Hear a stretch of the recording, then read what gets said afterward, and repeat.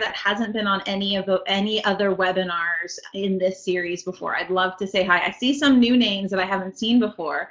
Hi, Rosa, and I'm really appreciate everybody for coming out to these webinars. This is the 5th of a series of 13 that I'm doing this year. I do other webinars, so keep an eye out. There's another one coming up in a couple weeks on autoimmune conditions. It's out of a store in Calgary. But these ones are just for you guys, my newsletter followers, my fan base. You guys are my fantastic people that have been hanging out with me for years or recently, whatever, what have you. Thank you so much for joining. Every single month this year, I'm doing a webinar, and it is a series of 13 because I'm doing 2 in December. So December has a topic, and then it also has bringing everything together. And this is an open to everybody. So if you have any friends or family members that might be interested in joining, just send them either my newsletter. If they sign up for my newsletter, you get all the links to sign up. And what I will be adding on my website very soon is recordings, other new recordings of the past webinars. And they'll be up for purchase in the next, hopefully, few weeks, knock on wood, whether or not I get them, I just got to get them recorded. And, but every single time we do this webinar, there'll be a free webinar every month with at least a few-day playback. I usually forget to take the video down, so it's usually for about a week or two. I may have forgotten to take it down April. I'm not sure. So just so you guys have a long time to watch it when it's up, and then it'll be available on my website after that. So we've got a great group here. Hi, Judy. Hi, Janine. Hi, Lynette. Thanks so much for your hellos. There's a little chat spot, so if you have any questions as we go, feel free to throw your questions in there. This whole presentation is about 20 to 25 minutes. But in front of me, I have a window, and there's a storm blowing in. So if you hear any weird sounds clunking on my roof, I don't have an attic, so it gets kind of fun when there's a storm. The wind is blowing. So if there's any strange sounds, that's what it is. So let's get started. So it's about 20-25 minutes for the presentation, and then if you have any questions whatsoever, type them into the chat, and then I will answer them all. I'm going to do it at the end just in case there's anybody here that is short on time, and that way you can see the whole presentation, because we're going to get into some good stuff. So we're going to be talking about what makes us tired. Why are we a society of exhaustion? What's going on right now that the general answer to how are you doing is now, I'm tired. I'm okay, but I'm tired. And many of you on this might be feeling that. That's what brought you on to watch this. So we're going to be looking at what the underlying cause of exhaustion is, but we're also going to be looking at stress and its effect on the body. But I want to add a caveat here, because I'm not going to tell you all about why stress is bad for you and that you suddenly have to magically take it out of your life, because, well, first of all, that's impossible. If we could all be stress-free, we would be. But research is actually finding that if we change our perspective on stress, we can actually change how it affects our body. So we're going to look at stress on our body, but also what the perception change can be. But because many of us have been under a lot of stress for weeks or months or years or decades, we are already in a drained state. So we're going to spend most of our time on how to get our energy back, what to do to heal when you've gone to that exhausted state. So part of it, we're going to talk about how to prevent the exhaustion, but most of it, we're going to talk about how to heal from it, because it happens. And I know that well. Oops, let's go to the next slide. Because I'm a registered holistic nutritionist, and I spend a lot of time working in adrenal fatigue, which is what we're going to be looking at today. And I've worked with a lot of people. I've worked with over 1,000 people at this point. I lost count, somewhere in that 1,000 zone. And with people with a variety of issues, but a lot of adrenal fatigue. I also do a lot in digestion, which is June's webinar. And one of the reasons why I work with a lot of people with adrenal fatigue, why I'm comfortable in the world of adrenal problems and adrenal fatigue, is that I myself, I'm a bit of an adrenaline junkie. I like things like jumping out of airplanes and rock climbing, and when life gets boring, I do crazy things. So I can easily burn out my adrenals. I have in my past created stress just, I'm not quite sure why, but I literally was creating it for myself. So I've done a lot to change both my body's reaction to stress, stress in my life, as well as healing it in my body when I push it too far. But I'm also self-employed. I have my own business. I've been in business since 2008, and that is stressful. And so it is something that's just simply a part of my life, and that's not going to go away anytime soon. So I make sure I'm as kind as possible to my adrenals. And in the past, I wasn't so much. My diet was entirely sugar and processed foods before I changed my diet. And that was one of the reasons why my adrenals were so tired. And we're going to look at the different causes. I really like this quote, and I've started a few webinars with it so far. It's a quote by Dr. Mark Hyman, who also has dealt with adrenal fatigue himself. And the quote is, "Most people don't realize how close they are to health and happiness." And that this is especially important here, because if you are exhausted, if your energy is in the pits, if 10 is the most energetic you've ever been, and you're currently at like 2 or 3, it may seem like health and happiness and well-being and energy is really far away. But actually, just adding 1 or 2 things into your life could bring your energy back in a week or 2. If your energy is at like a 6, you could be feeling like an 8 or a 9 quite quickly. We just have to find the right thing and find that balance. And so it really is, it can be really, really close. So let's start with looking at stress. So we're going to be looking at stress in a slightly skewed way and asking the question, can stress be good? And the first thing we want to look, we're going to look at 2 slides regarding can stress be good? And the first is on the difference between acute stress and chronic stress. So anything acute is immediate and is happening right now, and chronic is the long-term side. And the truth is our body is made for acute stress. Acute stress is healing. It's good for our body. We need to have it. When we have acute stress, an example of acute stress is, say you're at work and you get a phone call and it is your boss telling you a huge problem has happened and it's all your fault. And that's terrifying. Anybody in the corporate world, that's kind of like the last thing in the world you want to hear, is that this giant problem with the company all happened because of you. So what happens is our body reacts to that, and we get a rush of adrenaline, and cortisol goes up, and our heart beats faster, and blood starts pumping through our veins, and we think really clearly, and we have all the energy in the world. And this kind of place also gives us a lot of courage, and it's that moment it's the physical reaction that mothers have when they're lifting a car off their child. It gives us superhuman strength.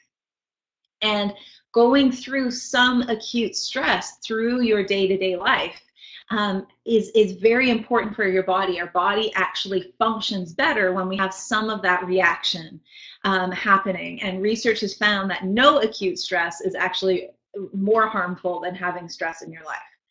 The problem happens is when that becomes chronic. And an example of chronic stress is that moment that your boss calls you on the phone is something you continuously relive. So every time the phone rings, you get the feeling of, is this going to be that phone call again? Every time you do a new project or create something, you're worried that, oh no, this is going to be that one that causes the same kind of problem. And it's almost the PTSD, the post-traumatic stress disorder, just in a milder form of this constant reliving of the stress. Because a little secret to our body is that it doesn't know the difference between the moment that we had that stressful phone call and all of those times we relive it. So every single time we relive it, our body goes through the same reaction, and that's what can get really, really draining on the body. And what I found is that we tend to do that the most when we have a perspective on stress that's a little bit harmful. So that's what we're going to look at next, is how we can look at stress, because how we look at stress, even when stress is ongoing and constant, can make a big difference. But one last point on the, I'm just going to go back one slide because I forgot a really important point on the acute versus chronic. A lot of the times, especially if you're a caregiver, if you're a family, you have a family, if you have children, if you have a husband or a partner or wife, and you love them so much, you want to take on their stress so they never feel that feeling. And so you hold their stress, you deal with it for them. And that actually isn't helpful. We all need some stress. So saving your loved ones from a stressful moment isn't actually helpful. Helping them through the stressful moment, giving them ideas and tips and tricks on how to work through whatever it is important. But taking all the stress away from them, what happens is we lose motivation, we lose even joy, we lose this drive, we lose courage, we start getting closer and closer into our bubble, into our comfort zone. So acute stress can be very, very helpful to help us kind of move forward and open up our comfort zone. So let's look at perspective, because our perspective is really neat. I came across this really cool study. Linda's just asking, are you talking about both physical and emotional stress when it comes to chronic stress? Yes, that's a great point. Thank you, Linda. Because the body doesn't know the difference between a physical stress and an emotional stress. So the reaction is very, very similar. We're going to look at what our adrenal glands do in that moment, but just keep in mind that even when you have an emotional reaction to something, you're getting a physical reaction to stress as well. So thanks, Linda, for that.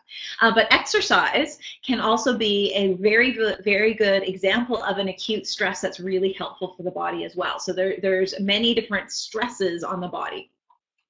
So let's look at perception, because if you go onto my blog, you will find me ranting about the problems with stress and that we need to deal with it. And I was wrong. I need to fix that article, because stress can be good for us, possibly. What happened was I saw this fantastic TED Talk, and then I read, and I've seen it a few times, but it kind of really sunk in just recently. And then I got her book. So the TED Talk is by Dr. Kelly McGonigal, and this is her book.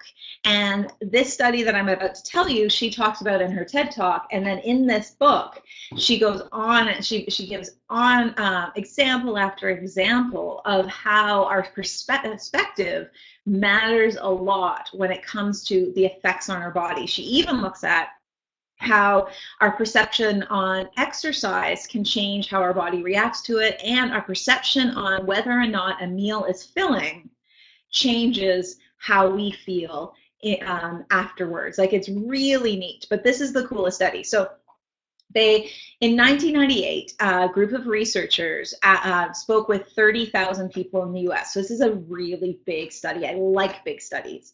And they asked them two questions. The first of those two questions was, are you under a lot of stress? And they let them rank it. A lot of stress, medium stress, or not a lot of stress at all.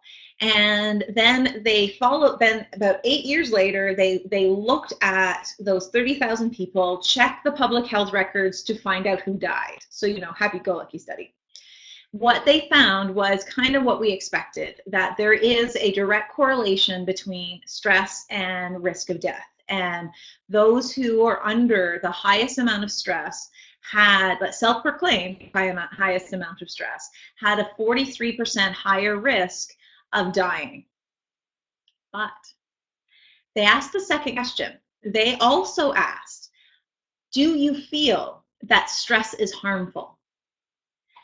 And what they found was that 43% increased risk of dying was only in those who were under the highest amount of stress and felt that stress was harmful. Those who were under the highest amount of stress but didn't think stress was a problem at all had no increased risk of dying, actually had a lower risk of dying than those who said their stress was the lowest. So let me repeat that because it's a really important point. If you believe stress is harmful, then it is. If you don't believe stress is harmful, then it's not. People dying of stress-related conditions are dying because they believe stress is harmful. That's what this study said. This woman, Dr. Kelly McGonigal, she had a PhD, and all of her research is in stress. She has worked with people for stress for years, and it's a wonderful TED Talk because she starts by saying I was completely wrong the whole time. If you want more on that, this book, The Upside of Stress. Is a very good read, and it gets into it even further. It gets more. It's a bit more written for a practitioner. Like, here's how you help people change their perception on stress. But if you're struggling with it yourself, it can be really helpful. So what we're going to spend the rest of our time talking about is what to do once you are feeling drained or if you've been under a lot of stress. Because really, just knowing that changing your attitude on stress matters a lot is important, but doesn't fix the decades of feeling stress. And so what we're going to talk about now is what happened when our body got drained, what's going on, and how to heal from that. And we're going to start with adrenal fatigue and what our cute little adrenal glands are. So if you're looking on the screen, the adrenal glands are the tiny little glands on top of our kidneys. And they get their name as adrenal on top of kidney. Renal is kidney. And they have some really important jobs. Their entire job is fight or flight. And that might not seem like a big deal, but it kind of like, we have a whole nervous system dedicated to it. And our adrenal glands are like the #1 gland for it. So they're a very, very important part of our survival. And so our adrenal glands keep us alive, and they keep us alive mostly in physical danger, because that's kind of what we used to always have.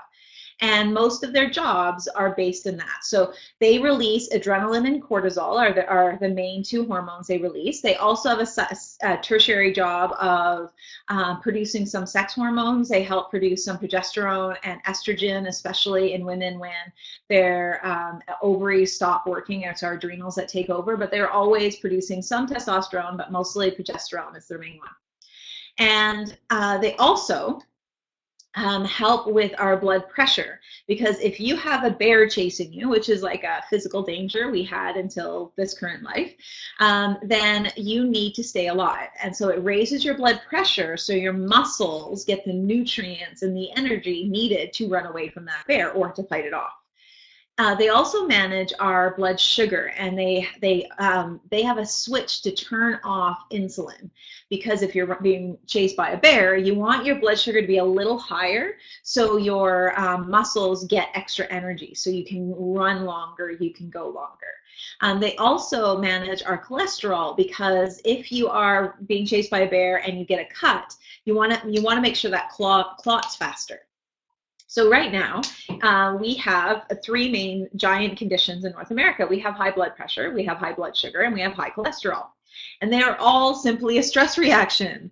And you might be thinking, like, why has my doctor never told me that? I'm on medications for some of these. And the reason is that there isn't a medication to fix stress. It's all lifestyle, and in 10 minutes, there's just no time. So what instead they do is treat the symptoms. So what we're going to look at is treating the underlying cause, or how do you help your body find balance. Adrenal fatigue is when those little adrenal glands are struggling, when they're not able to produce the hormones that they were able to before. This is not a recognized condition through Western medicine. Your GP will not see that this does not have any training in this. But if you are looking for a diagnosis in naturopathic medicine, or doctors that are trained in functional medicine, they are completely on board with adrenal fatigue and can help diagnose it. I've worked with physicians who are once they're trained on adrenal fatigue, are like, it's everywhere. But before you can see it, before you know it exists, it's harder to find. And it's not something found in a blood test. It's something that's found in a spit cortisol test. The blood work will always say fine unless you're comatose. So there is a different way of diagnosing it. The way I look at it, and I don't diagnose, I'm a nutritionist, is through symptoms. So we're going to talk about the symptoms that are connected with adrenal fatigue. So if you find yourself having many of these symptoms, if you say yes to all 5, then it's time to go to a naturopath for a proper diagnosis. If you have a few of them, definitely pay attention to the second half of this presentation, but also you might need some help. You might want to come to see me on a one-on-one consultation or see your favorite naturopath. But some of the symptoms are interesting ones. The first one is, do you have trouble waking up in the morning once you're out of bed and standing? Getting out of bed is its own problem. Hitting the snoozer for an hour is not what we're talking about here. It's once you're standing up. Because when you stand up, your adrenal glands produce a little bit of cortisol. You get this bit of this cortisol hit, and that allows you to be standing and have the energy to have a conversation. That's what cortisol also does. It's more than just a stress hormone. It's an important hormone for your day-to-day functioning. So if you are finding yourself really tired or groggy or foggy for more than an hour, especially if this is new, that's a sign. If you feel dizzy going from laying down to standing up, when you change positions, our adrenal glands' job and blood pressure is to deal with the change. We need a higher blood pressure when we're standing versus when we're laying down. And what this does is it's a sign that your adrenal glands were a little tired when you stood up, and so just took a moment before bringing your blood pressure up. And that's where that dizziness or seeing stars or getting lightheaded comes from. That's from the laying down and standing up. Low blood pressure. If you've always had low blood pressure, your adrenal glands may be a little low generally, but they might be fine. You just might have low blood pressure. Low blood pressure is new, really big sign. And that usually comes with salt cravings. Your water follows salt, and sea salt helps increase blood volume. And so your body, desperately wanting to raise your blood pressure, will ask you for more salt. And so you get a lot of salt cravings. And then last but certainly not least is feeling a burst of energy around 9 or 10 p.m. I've had this once. This is a big red flag. If you're here, this is like, definitely go straight to your naturopath or come see me. Let's get this sorted out. What this is your cortisol levels have been low all day, and then you get this boost at night. It feels like you can conquer the world. And when you've been tired and exhausted and groggy all day, it's really hard to go to bed and not use it. Luckily, I've always caught my adrenals before I've gotten to this point, but I've had this feeling once, giant red flag. And I just remember thinking, like, why would I go to bed? I need to be awake so I can like use this energy. I need to get stuff done. And that's what I also hear from my clients, is that how am I supposed to go to bed? This is the only time I get anything done. A key point with adrenal fatigue is you earn it. You earn it by by handling a really big schedule, from having a lot on your plate, either in the past or now. This is something that, like, if you're in the throes of adrenal fatigue, if you've been here for a long time, you might feel like, I can't, like, nobody can see that I can actually accomplish a lot. But that's how you got there. You got there by being incredibly able to handle life and having a huge to-do list. So whenever I see somebody with adrenal fatigue, no matter where they are in their life, because sometimes going on disability is necessary, then I'm always cognizant of the fact that inside there, once we heal, is an incredibly driven, motivated person. The step after these symptoms is what I refer to as adrenal exhaustion. So sometimes a practitioner will call adrenal fatigue and adrenal exhaustion the same thing. I like to separate them just so there's a difference, because adrenal exhaustion is when you no longer have that cortisol hit when you wake up in the morning. And your adrenal, like say you say yes, you said yes to all 5 of these all 5 are going on. You could stay there for a few months, for a few years. It's impossible to know. But one day your adrenal glands might not be as functioning. And one day you can't get out of bed. And one day being able to function is really hard. I've had one client who managed to work, but her husband had to spoon feed her when she got home because she couldn't even raise her head. I had another client who went to the emergency room twice because her partner came home and found her completely catatonic. Nothing was found in the blood work. She was sent home saying, "You're fine." I sent her to a naturopath. And I worked with her and with a naturopath. It was a really good, important combo at the time. A lot of people go on disability for 3 to 6 months. I'm self-employed. I don't have that luxury, so I have to be especially careful. And most of us don't. I don't think anybody has the luxury to say, "Oh, I can step out of my life if I get there." What we want to do is heal before that, and we want to get our energy back. So no matter where you are right now, and just spend a moment thinking about where your energy is.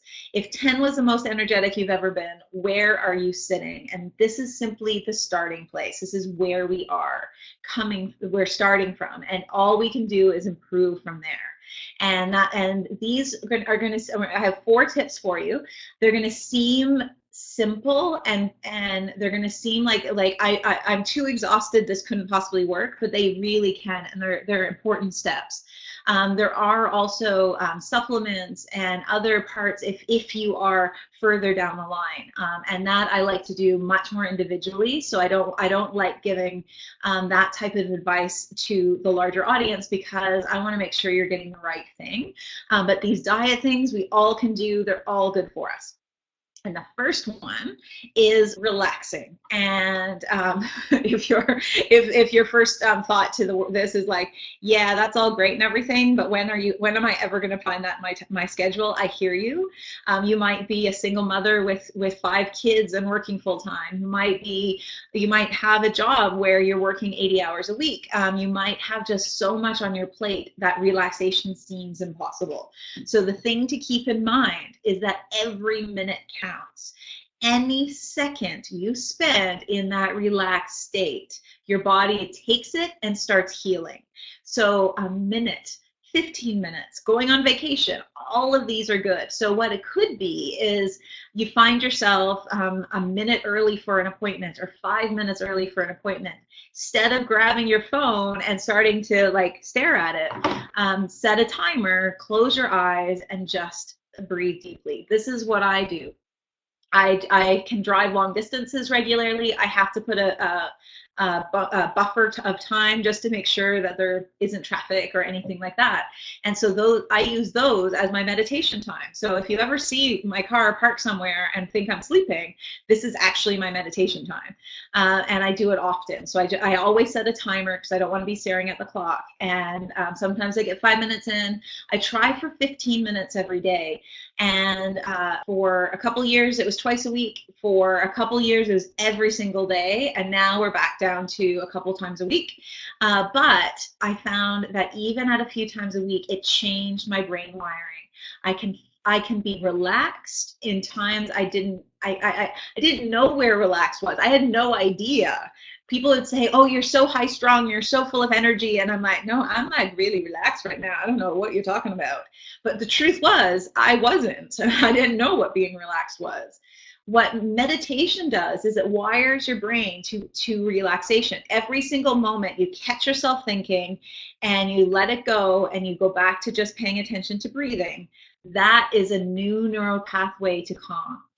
If you think, "I can't meditate, I can't clear my mind," the whole point is clearing your mind. Nobody can sit there and have a clear mind for the whole time. I'm lucky in 15 minutes to have a clear mind for seconds at a time. But anytime I catch it, I just let it go and come back to breathing. And sometimes I don't catch it for a while.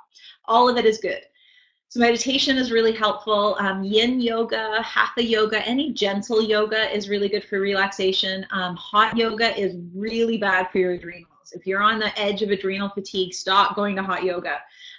It's really, really hard on your adrenals. Only go if you're feeling great. A hot bath, laughter, time in nature, these are all really good ways to relax.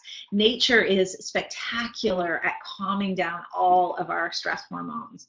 In Japan, they're actually making gardens where nature gardens in cities so workers can go and relax. It's really effective. It's well proven. There's a lot of studies on it. Salt, sea salt, good quality sea salt. There is a night and day difference between table salt and sea salt, like there's a night and day difference between refined white sugar and maple syrup. They're different foods. Sea salt and table salt are different foods. Sea salt, lots and lots and lots and lots and lots and lots and lots and lots and lots and lots and lots and lots, as much as you need. The handful of salt in a glass of water tastes good to you, that's what you need. But you don't need to oversalt your food. All you need to do is go by the taste. And the reason why I push it to the edge is a lot of people who have chronically low blood pressure who really could be benefiting from a high salt diet are reducing it because we've been told it's healthy. The truth is, research has found that unless you were told, that if your medical doctor has said no salt, go by that. This is just ignore what I'm saying in the slide. Go by what your doctor says. But if your doctor hasn't, studies have found that people without a heart condition reducing salt preventatively can be harmful. It's not neutral. It's not let's just do this because it should be good. It's not beneficial. It actually can be harmful. And sea salt is incredibly healing for us. As humans, our bodies always wanted salt. We've traded salt anytime we move from the sea. So make sure, just add it to your food so your food tastes good.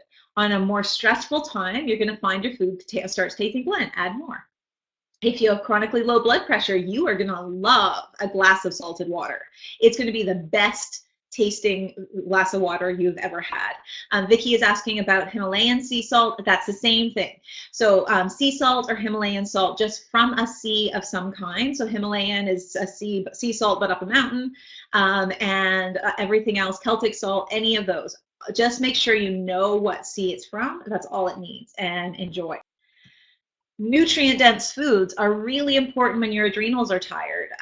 Your adrenals need nutrients because when you're in that stress reaction, your body is only paying attention to what it needs to do to keep you alive right now.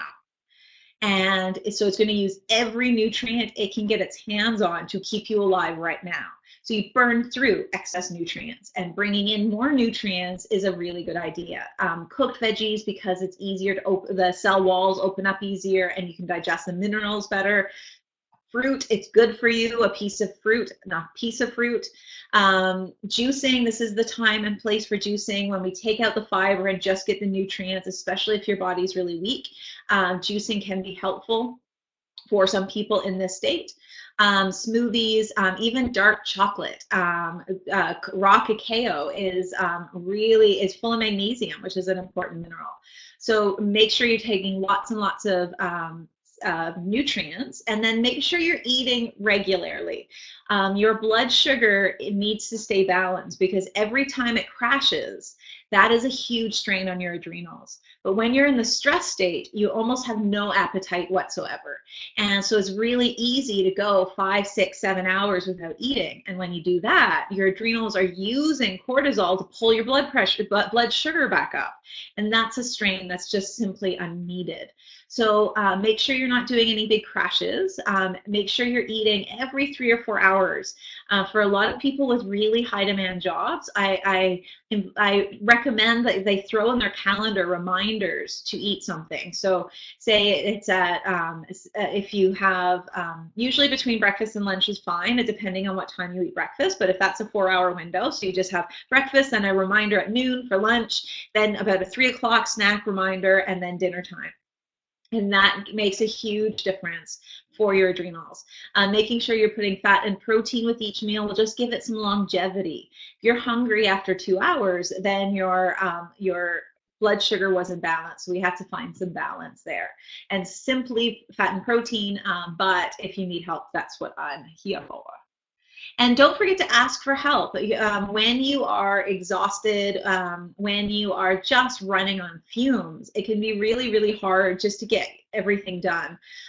We are a say yes culture. It's really hard to say no. So picking and choosing, your friends will rather you say no than push yourself too far. Ask for practitioners' help. I get regular massage. My massage therapist also does cranial sacral, and she's done a lot to help with my adrenals. I have a naturopath. I have a support network around me, as well as I have friends who notice when I start getting frazzled and start saying, "Look what's going on," or "Have you noticed?" And so look for help. I work with adrenal fatigue quite a lot. So if you're struggling, if you're exhausted, come see me. My website has all of my, like, how you can see me. You can see me for free at Nature's Fair, or we can have a nice long appointment in my office. But asking for help can be really important. So I'm going to open up the floors for questions in about 2 seconds. So please write all of your questions in the chat. I just want to show off my next webinar. So the next webinar is in June. It's going to be on June 22nd. And it's called When It's More Than Just Tummy Trouble. So we're going to be looking at digestion. We're going to be looking at acid reflux and irritable bowel syndrome, what happens when it goes to Crohn's and colitis, gut bacteria imbalances, and how to create a happy and functioning digestive system. We are what we eat, but we have to digest and assimilate it first. And when we have digestive issues, that can be a sign that things that you're not processing, you're not getting everything out of your food. So that's what we're going to be talking about next time. In the email, which has the link for the playback, you'll also get a link to register for this webinar, and it'll also be in my next newsletter. So let's dive in for questions. If any of you, if you can't stay till the end, thank you so much for joining. But if you can stay, this is always my favorite part. Okay, so the first question is from Kathy, and it's saying, and she's asked, do you retain water when you eat too much sea salt? You can. Great question, Kathy. So when the body is still trying to balance the salt intake, you can start swelling, and it's usually a sodium-potassium problem. And but if you go by your taste buds, you usually won't go through that phase unless you have really low blood pressure or really low adrenals, and the amount of salt you need is so much that you have to go through a phase of bloating. And it only lasts a few days, but it's usually a sign that it's slightly out of balance. If it's uncomfortable, using something that's high in potassium, so having a banana or avocado or sweet potatoes, or a lot of electrolytes are high in potassium, and that can help balance it out. But as a general statement for long-term use, bringing in the right amount of sea salt does not usually cause bloating, and if it does, that's something for us to talk about.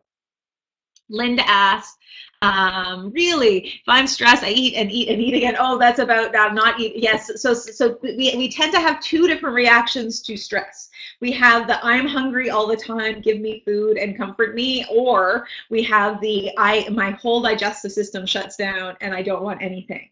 And both are problematic, and they both can be a struggle.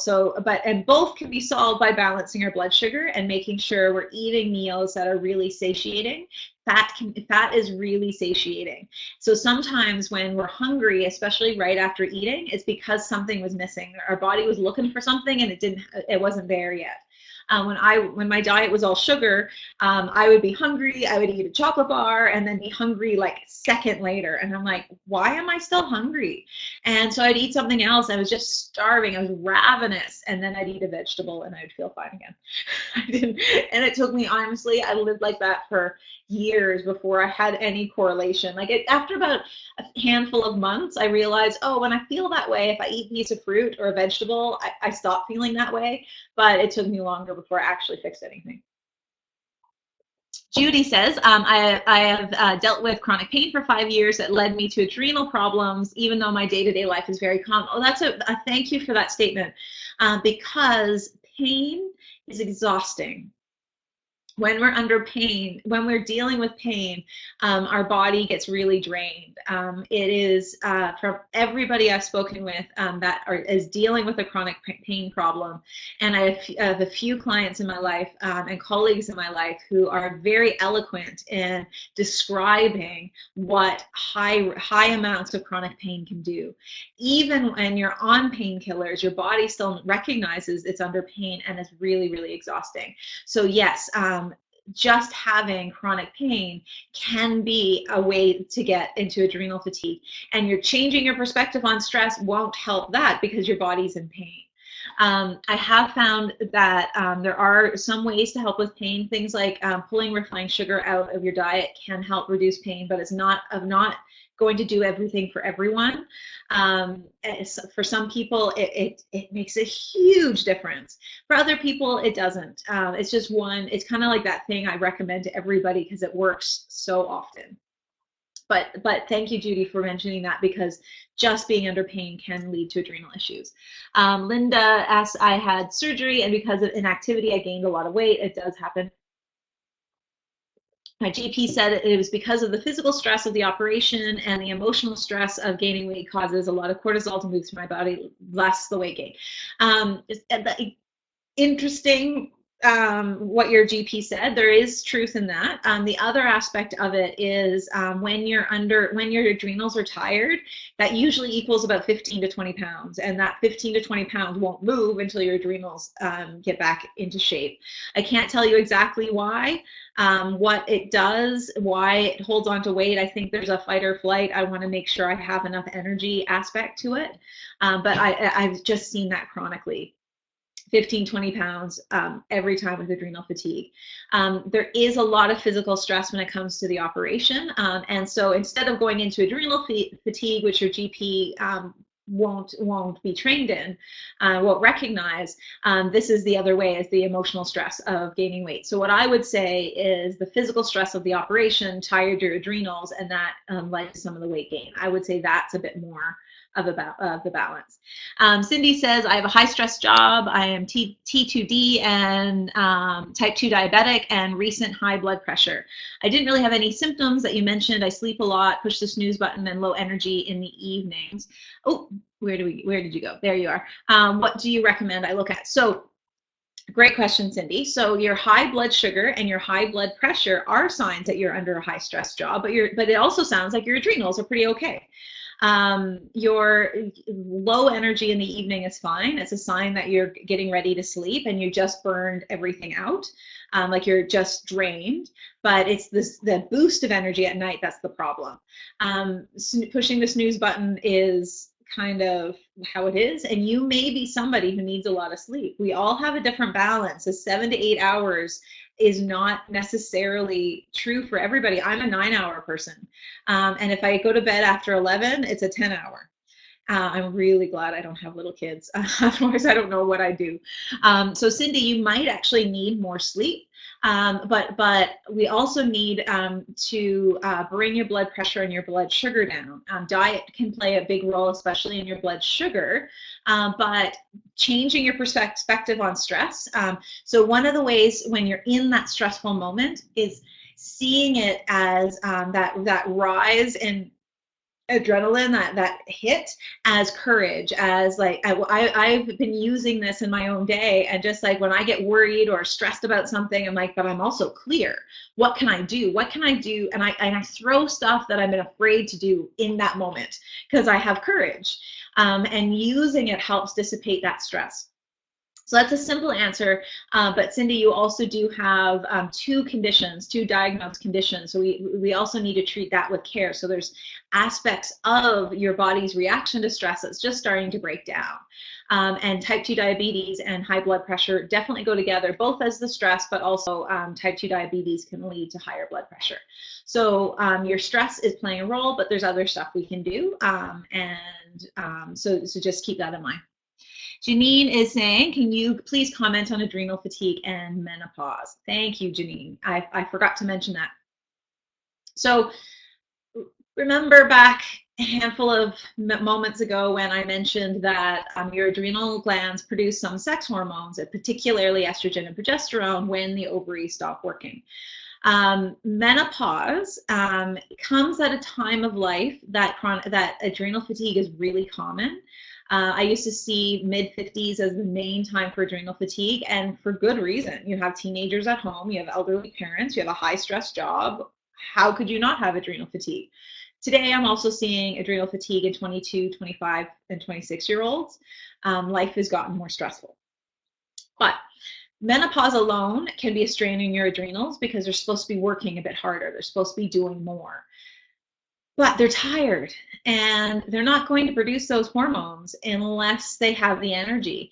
So they're being asked to produce hormones they don't have the energy for. And what that leads to is higher amounts of adrenal fatigue and a lot more menopausal symptoms. Menopause, the reason why menopause is getting worse per each generation is that our adrenals are getting more drained with each generation. So I'm 40 this year, and this is like, I have to take care of my adrenals now. They need to be happy and healthy all the way through my 40s to make sure that my adrenals can kick in whenever needed. And the 20s and 30s are really the time where we need to make sure our adrenals are happy. But if you're in if you're in the if you're in the menopausal time, no matter what time of life that is, the 40s, 50s, 60s, and you're dealing with a lot of the symptoms, healing your adrenals will make a big difference. But I have found that your adrenals may or may not actually kick in those hormones. Seeing a naturopath that can prescribe bioidentical hormones or work with natural hormones can be really, really helpful. Naturopaths are spectacular at menopausal symptoms. So thank you for that, Janine. Kathy is asking, is it necessary to eat every 3 to 4 hours if you're not hungry? When I eat a good meal, I can last longer than that. It all depends on what your life is like. So 3 to 4 hours, if your adrenals are really low, you do, but your body is usually burning through that energy. But if you can go 4 or 5 hours without eating, that's fine. But I would put the limit at 5 to 6 because longer than that usually means your adrenal glands are working to keep your blood pressure up. Your blood sugar up. Kim is asking, I get a good 9 hours of sleep most nights, but I don't have the energy I used to at the end of the day. She's 59. Is this to be expected as we age? Is it possibly caused by a high sugar diet? Great question. And the answer is no and yes. So yes, many of us, when we get older, we do get more tired. I argue that it's simply the decades of habits and the decades of issues stacking up, and that can cause a lot of problems. I see 59-year-olds, I see 92-year-olds full of energy. We just need to find the balance. And when you have had a high sugar diet for a long time, like I did, it can lead to certain nutrient deficiencies, B vitamins, magnesium, chromium, and these can lead to a lot of exhaustion. And bringing in more nutrients, bringing in supplements that are needed can help keep up your energy. For me, I always know that my adrenals need to be paid attention to when I start getting tired in the evenings. So being tired in the evening can be a sign of a good day, but just if I come home at 5 or 6 and I'm done for the night, then that's the time to look at my adrenals. So we just, for you, Kim, I'd say we need to find some balance. Vicky says, can we feel our adrenals aching when they hit a wall? Sometimes. So one way your adrenals talk to you is through lower back pain. So sometimes your adrenals will talk there. My adrenals were talking in December by being hot, like they were just hot. So, and your adrenals are actually not your lower back. Your kidneys are under your rib cage. So if you feel for your ribs, right above that is your kidneys, and then your adrenals are on top of that. But they talk through your lower back. So one of the ways is through your lower back. I don't see that symptom often. What I usually hear from adrenals is salt craving. So usually the salt cravings are the first one, or waking up and being kind of tired. But just even one of those symptoms that we looked at can be the first one. So that's all the questions. You guys have been a fantastic audience. The talk was a bit longer than usual, but your questions have been fantastic. So I really appreciate them. Thank you so much for coming out tonight. I'll be sending the recording out either tonight or tomorrow. If you're watching on the recording, thanks for spending the hour with me. Be sure to sign up for the next webinar all about digestion, and keep in mind every single month we're doing a webinar, so let your friends and family know. Just have them sign up for my newsletter, and you'll all get access to these webinars. Thank you so much for your night, and have a great night.